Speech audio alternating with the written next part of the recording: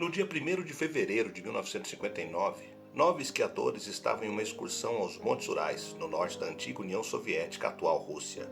A expedição, no entanto, terminou na noite do dia seguinte, com todos os jovens mortos, e deu origem a um mistério que dura 66 anos. Segundo estudiosos, uma avalanche pode ter matado os jovens excursionistas. Algumas pessoas, no entanto, ainda refutam. Além das hipóteses mais difundidas, há outras menos aceitas. Uma delas, por exemplo, sugere que os jovens teriam sofrido de despimento paradoxal, uma condição que faz pessoas em estado de hipotermia terem sensações de calor e, por isso, tirarem as roupas. Há também aquelas de teor fantasioso e conspiratório, como ataques de Yeti, o abominável Homem das Neves, testes de controle da mente do governo soviético e conflito com os Mansi, que são conhecidos por serem um povo pacífico. O local das mortes, também chamado pelo povo Mansi de Montanha dos Mortos, foi batizado de Passo Dyatlov, em memória ao líder da expedição, Igor Dyatlov. E o ocorrido continua a chamar a atenção daqueles que sabem da sua história.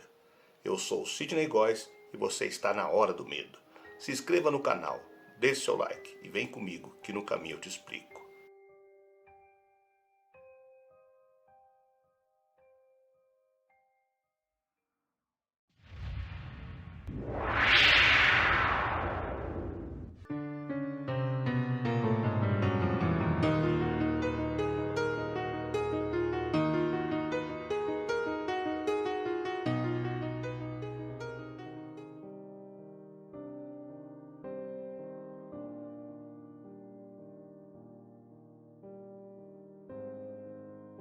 Em 1959, Igor Dyatlov, um aluno exemplar do Instituto Politécnico de Ural, na Rússia, assumiu a liderança de uma expedição com um grupo de estudantes. Eles deveriam percorrer uma jornada de 320 quilômetros em 16 dias pelos Montes Urais, uma das cordilheiras mais antigas e compridas do mundo, indo do Ártico até o Cazaquistão.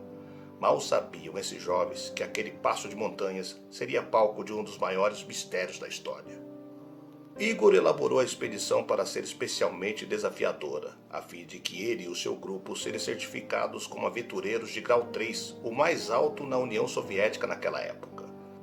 O grupo era composto de 8 homens e 2 mulheres, todos entre os seus 20 e 24 anos, exceto por Alexander Zolotaryov, veterano da Segunda Guerra Mundial, de 34 anos, enviado para acompanhar os estudantes da expedição a pedido do Instituto Politécnico. Em 27 de janeiro daquele ano, o grupo preparou as malas, pegou todos os mantimentos e partiu da cidade de Ekaterinburg. No caminho, pegaram carona em um caminhão rumo ao vilarejo de Vizay, o último lugar povoado antes de chegar à montanha Otorten. Na pequena comunidade, Dyatlov deu detalhes sobre a expedição, avisando que pretendiam voltar no dia 12 de fevereiro. Sendo assim, seguiram a viagem a pé. No meio do trajeto, um dos aventureiros, Yuri Yudin, começou a sofrer dores no corpo, especificamente no ciático e nos joelhos, sendo obrigado a voltar. Durante o trajeto, o grupo registrou a viagem por meio de diários e fotos feitas por eles. Segundo uma das anotações, no primeiro dia de fevereiro o clima da região piorou bastante. A forte nevasca e os ventos sibilantes passaram a dificultar a visão dos membros do grupo.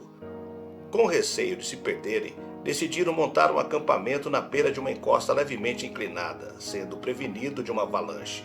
Na madrugada do dia 2 de fevereiro, tudo o que restou foi a barraca rasgada e alguns pertences, pois todos os 9 membros da expedição estavam mortos.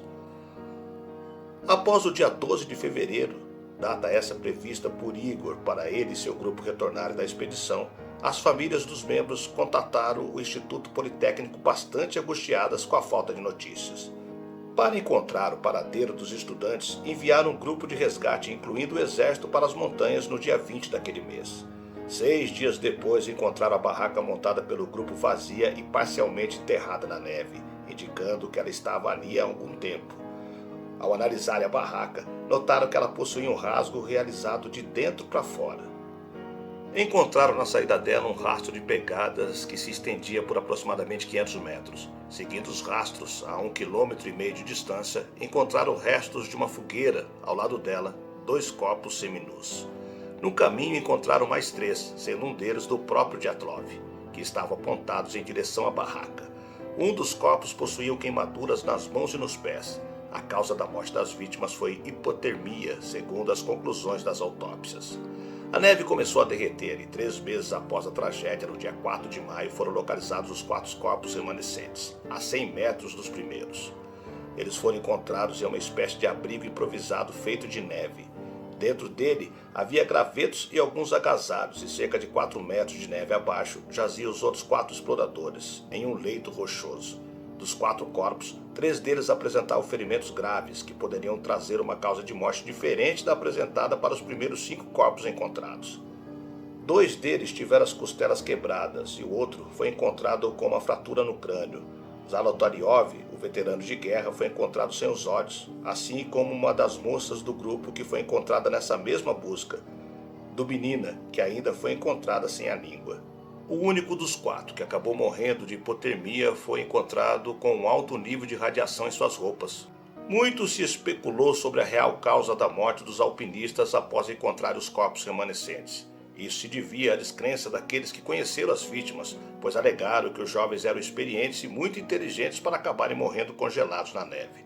Alguns dos corpos foram encontrados com sinais de luta, com cortes pelo rosto e pedaços de carne faltando. A região era quase totalmente inabitada, exceto pelo fato de que ela era lá de um dos gulags de Stanley.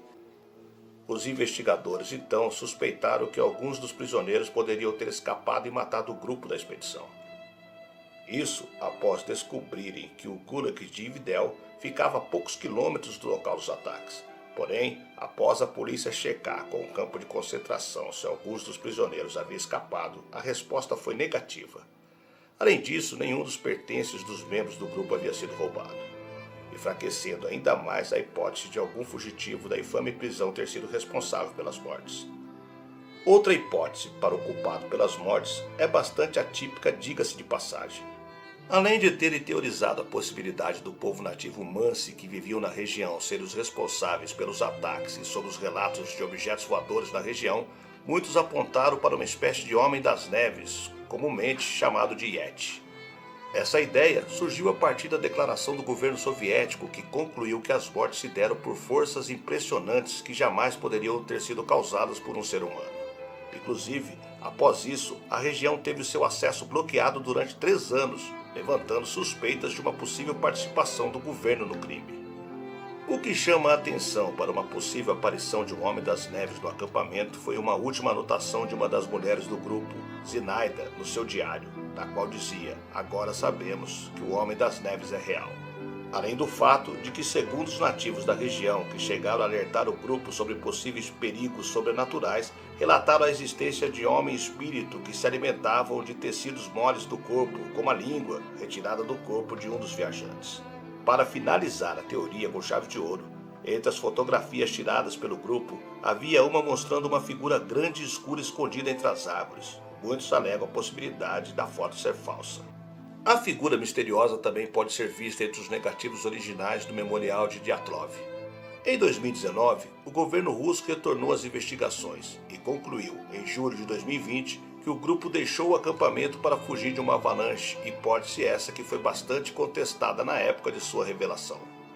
Porém, Johann Gaume, diretor do Laboratório de Simulação de Avalanche da Escola Politécnica Federal de Lausana, na Suíça, juntamente com o engenheiro geotécnico do Instituto Federal de Tecnologia de Zurique, Alexander Purzlin, criaram simulações via computador dos eventos que poderiam ter acontecido na noite da tragédia. Por mais incrível que pareça, a simulação só deu certo após Gal ter assistido a animação de Frozen da Disney e ter ficado impressionado com o efeito da neve no filme, incentivando-o a contatar os animadores para consultá-los. Após isso, ele conseguiu alterar o código da animação de neve presente no filme e usou-o nos seus modelos de avalanche para simular os efeitos que ela teria no corpo humano. O estudo de Gal e Purzlin sobre o ocorrido foi publicado na Nature, conceituada revista científica, e concluiu-se que a escavação realizada pelo grupo para montar a barraca pode ter causado um tipo raro de avalanche chamada avalanche de placa. O impacto do fenômeno tem força, inclusive para quebrar ossos do corpo humano, explicando a fratura craniana e das costelas de alguns dos membros. O local das mortes, também chamado pelo povo Mansi de Montanha dos Mortos, foi batizado de Passo de Atrov em memória do líder da expedição Igor Dyatlov, e o ocorrido continua a chamar a atenção daqueles que sabem da sua história.